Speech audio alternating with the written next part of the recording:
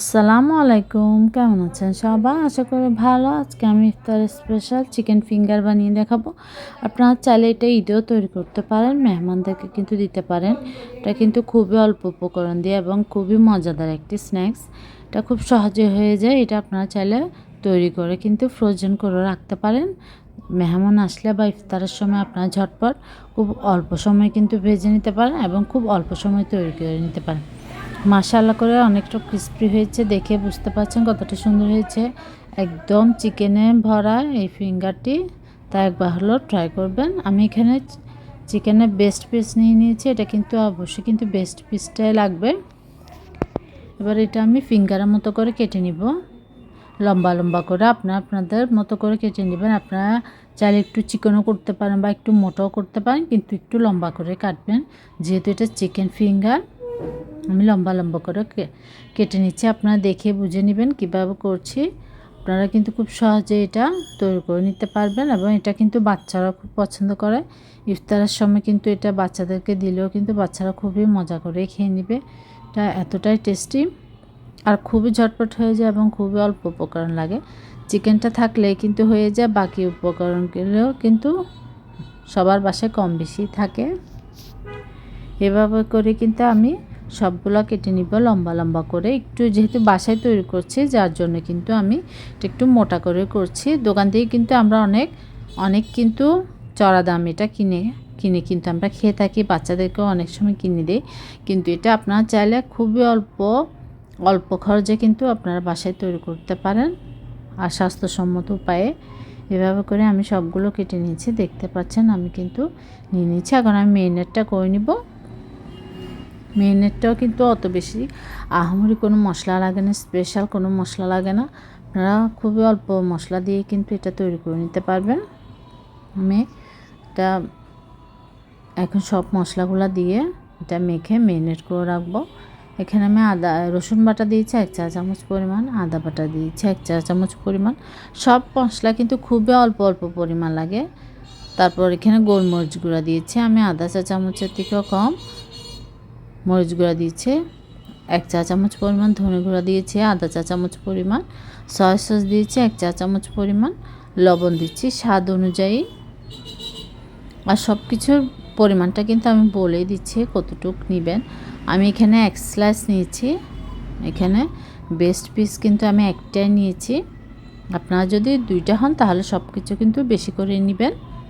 পরিমাপটা আমি বারবার বলছি, আপনাদের মতো করে নিয়ে নেবেন। তারপর এখানে আমি টমেটো সস দিয়েছি 2 চা চামচ পরিমাণ, দিয়ে সব কিছু ভালো করে মেখে নিয়েছি। মেখে কিন্তু আমি এটা মেরিনেট করে কমপক্ষে আধা ঘন্টা রাখবো। আপনাদের হাতে যদি সময় থাকে তাহলে আপনারা 1 ঘন্টা রাখতে পারেন, তাহলে কিন্তু চিকেনটা অনেক জুসি হবে। এবার আমি এটা কোট করে নিব। এখানে ময়দা নিয়েছি, ময়দাতে আমি আধা চা চামচ গোলমরিচ এবং স্বাদ অনুযায়ী সামান্য লবণ দিয়েছি, লবণ ময়দার মধ্যে।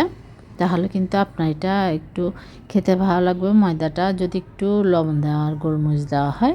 এবার আমি চিকেনটা ময়দাতে কোট করে ডিম নিয়ে নিচ্ছি। ডিমের মধ্যে ডুবিয়ে তারপর আমি ব্রেড ক্রামে করে নেব। এটা কিন্তু হোমমেড ব্রেড ক্রাম, পাউরুটি দিয়ে। আপনার চাইলে দোকানের কেনা ব্রেড ক্রাম দিয়েও করতে পারেন বা টোস্ট বিস্কুটের গুঁড়া দিয়েও করতে পারেন, যার কাছে যেটা অ্যাভেলেবেল থাকবে সেটা দিয়ে করতে পারেন।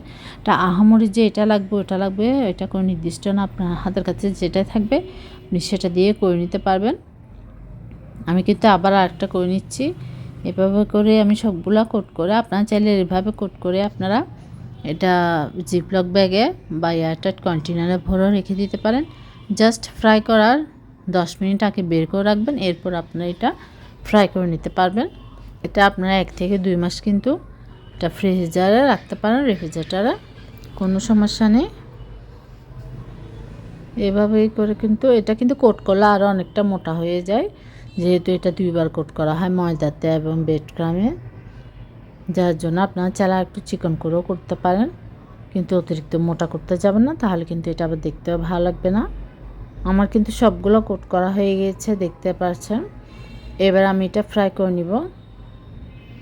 ননস্টিকের প্যানের মধ্যে আমি পরিমাণ মতো তেল দিয়ে নিব। আপনারা চাইলে লোহার কড়াইতেও করতে পারেন, ডুবা তেলে, কোনো সমস্যা নেই, সেখানেও কিন্তু ফ্রাইটা খুব সুন্দর হয়। এখানে কিন্তু ননস্টিকের প্যানটা যেহেতু ছড়ানো, তেলের পরিমাপটা কিন্তু একটু কমই মনে হয়। তো এখানে আমি অনেকটা পরিমাণ তেল দিয়েছি, দিয়ে এবার তেলটা যখন গরম হবে তখন আমি এটা দিয়ে দিলাম। তেলটা কিন্তু মিডিয়াম হাই হিটে রেখে আপনারা ভেজে নেবেন, যেহেতু চিকেনটা কাঁচা, যার জন্য আপনার এটা কিন্তু চুলা আঁচটা হাই করবেন না, তাহলে চিকেনটা কিন্তু আপনার কুক হবে না ভালোভাবে, উপরে কালার চলে আসবে, শক্ত হয়ে যাবে, আপনার এটা কিন্তু জুসি হবে না, খেতেও ভালো লাগবে না, এটা শক্ত শক্ত হয়ে যাবে। যার জন্য চুলা আঁচটা মিডিয়ামে রেখে কিন্তু আপনার পছন্দ মতো কালার করে আপনারা ভেজে নেবেন উল্টিয়ে পাল্টিয়ে। আর বেশিও উল্টানোর চেষ্টা করবেন না, এক পাশ হলে আপনার তারপর আবার আরেক পাশটা উল্টিয়ে নেবেন, এভাবে করে দোনো পাশ খুব সুন্দরভাবে ভেজে নেবেন। দেখতে পাচ্ছেন আমি কিভাবে করছি, এভাবেই করে কিন্তু আমি একটু সময় নিয়ে চুলা আঁচটা মিডিয়ামে রেখে উল্টিয়ে পাল্টিয়ে ভেজে নিচ্ছি। একটু সময় নিয়ে ভাজলে আপনার কালারটাও সুন্দর হয়, চিকেনটাও ভালোভাবে কুক হয়ে যায় এবং হার্ড হয় না। আর যদি ভালো লাগে অবশ্যই কিন্তু এই রেসিপিটি ট্রাই করবেন।